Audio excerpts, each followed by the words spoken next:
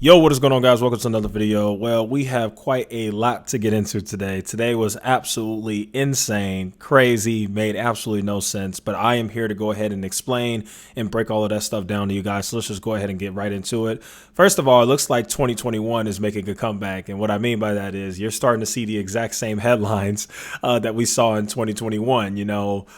Bed Bath & Beyond up 40%. AMC and GME halted, just all the craziness, all the silliness. You were clearly seeing that back.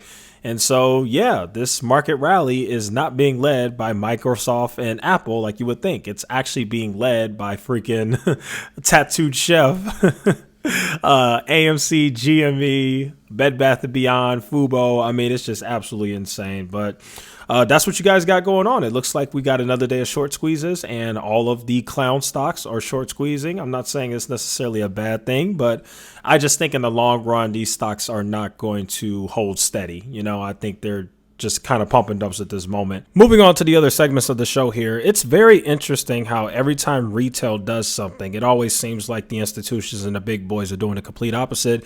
And today is no different. I mean, literally, we just got the reports that corporate insiders are actually selling shares at a much faster rate than they are purchasing them. Like, they're literally selling shares. Some of these CEOs are even selling for a loss, and they're not buying them back. They're literally just selling. Like, that is literally what you were seeing. And this is the most since the market sell-off even began in January. Now, I know a lot of you guys think that I kind of get a little conspiracy here with the whole stock thing. But to be honest with you guys, the last time I brought up this conspiracy, I was actually right. And I'm going to tell you guys what I mean. So I made a video a while ago, like maybe 4 or 5 months ago, where I talked about how the big boys knew something because all the CEOs and the insiders and, all the big boys, Elon Musk, Jeff Bezos, Bill Gates, they all were selling stocks literally at the market top in December and November of 2021. And fast forward to now, that actually ended up being the market top. When those people started selling, I was saying on YouTube, I was like, man, we should probably be selling right now. But I didn't know for sure.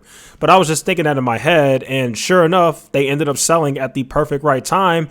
I'm going to be honest with you guys. I don't think right now is any different. I think there's a reason. I'm not trying to get too conspiracy. I'm not saying that just because they're selling means the market's going to go down, but I'm just saying these people have more information when it comes to this stuff than we do. And I think it's just something to be mindful of. It's also important to be mindful of the fact that Larry Fink, the CEO of BlackRock, which is the world's largest asset manager with over like $7 or $8 trillion in assets, this guy, Larry Fink, the CEO, sold a large chunk of his own stock last week. This was on August 3rd, I believe. He sold a large chunk of his stock. And this is the biggest stock sale that he's made after COVID. His last biggest stock sale was, yeah, you guessed it, right before the 2020 COVID crash. Now, I know a lot of you guys are going to say, oh, blah, blah, blah, conspiracy. It's not true. No way. But I'm telling you guys, this stuff is not coincidence. It's not a coincidence that Larry Fink sold right before the COVID crash and now he's selling now. It's not a coincidence that all of the big insiders sold when the market pretty much reached its peak in November and December of 2021. And now we see what has happened with the market. And now those same insiders are basically selling again. I'm telling you, these guys know what's coming. They're not going to say anything. They're not going to tell you and me, but it's up to us to be smart enough to figure this stuff out. And I'm telling you guys, I strongly believe that the next leg down is coming. I don't know when, but I strongly believe that it's coming. Now, there's actually a very important bill that just came out, and that bill is called the Inflation Reduction Act.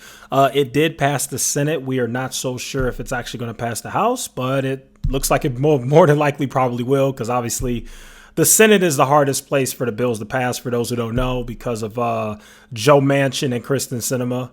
The House is relatively a lot more easier for bills to pass, especially Democratic backed bills. Anyway, so in the Inflation Reduction Act, there is a 1% tax on stock buybacks, which has actually caused a lot of stir within Wall Street and the investing community. The measure as drafted includes a 1% tax on corporate buybacks for most publicly listed companies. However, it's also important to note that that part of the bill won't actually take effect until January 1st of 2023. So I guess that gives basically all of these companies and insiders some time to figure out how exactly they're going to navigate through that. whether that's just putting the money towards the dividends or whatever they're going to do. Who knows? But the other part of the Inflation Reduction Act that I feel a lot of people are not talking about is the fact that there's also a portion of that bill that establishes a 15% minimum tax on corporations that earn more than $1 billion in annual profits. This part of the bill is specifically designed to essentially tax companies and make them pay their fair share according to the Democrats, and basically get rid of the loopholes that allow many of these companies to evade paying taxes. This is according to the people behind this bill for the most part. Now, moving on, we're actually going to talk about the recession and whether we're actually in one. So let's go ahead and get into that. So a lot of people say that we're actually in a tactical recession rather than an official one. And the reason why they say in this is because a recession is defined by 2 consecutive quarters of negative growth, which is what we had. Now, however, it's not considered official because the government themselves haven't officially called it yet. And by government, I mean the National Bureau of Economic Research's Business Cycle Dating Committee. So the Business Cycle Dating Committee is in charge of making an official call on whether or not the country is in a recession or not. And so the Business Cycle Dating Committee is composed of highly respected economic economists. There's about 8 of them. They represent both sides of the political spectrum. There's some Democrats in there. There's some Republicans in there. And so it's important to note that the Business Cycle Dating Committee can take nearly a year in order to issue a decision. So we won't know for sure whether this recession is official until they actually call it, because they are the official governing body that actually goes ahead and calls recession. So until they call it, the recession is not official yet. As far as we know, we are just in a technical recession. And yeah, the last thing I'm going to leave you guys off with is this. So just because the labor market looks strong right now does not mean that that is going to sustain for the long term. As a matter of fact, I think it's only a matter of time until the labor market starts to weaken. And you can see that just based on all the layoffs we're seeing. As a matter of fact, it actually just got announced just like 20 minutes ago that Groupon, the company Groupon, has laid off more than 500 employees. And I figured this would actually be a good little graphic to show you guys. So just want to show you guys this right here. As you can see, these are all the companies that just recently have laid off a bunch of workers. You can see Walmart lays off people, Robinhood, SoundCloud, Oracle, Shopify, even Tesla's laying off people, Microsoft. You know, it's just getting bad. So just want to throw that out there. I mean, I understand that the stock market's a little delusional right now when the meme stocks are back and all the craziness is back. But to be honest with you guys, folks, I think it's only a matter of time until the market goes back down and makes that next leg lower. And when it does, I will be a buyer. And so there you guys have it. That'll go ahead and conclude today's video. Thank you guys so much for watching. Feel free to like, share, subscribe, and I will see you guys in the next one.